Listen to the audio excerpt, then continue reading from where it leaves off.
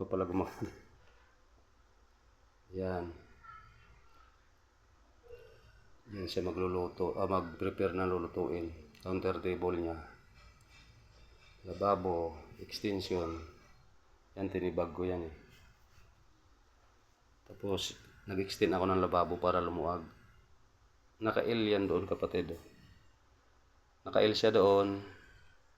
Tapos dito, dinagdagan ko siya, naka-L din. Parang naka-U na siya. Parang naka-U ng kilabasan niya. Yan, naka-U na siya. Tapos itong mataas, dyan siya mag-prepare ng lulutuin dyan. Counter table niya ito. Kaya mataas itong height nito, 110 to. Pwede siyang tumayo, pwede makaupo siya na mag-prepare ng lulutuin. Ibang kulay yan, kapatid. Maputi-puti yung batik niya. Ito sa lababo, madilaw-dilaw ang batik.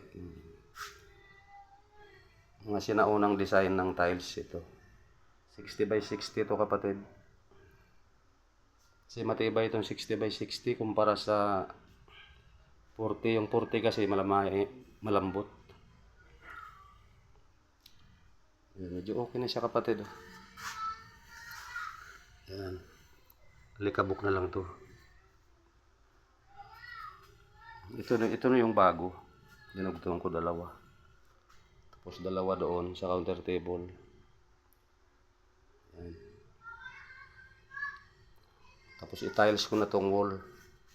Ito yung side na to. Ilalim. Tapos bababa.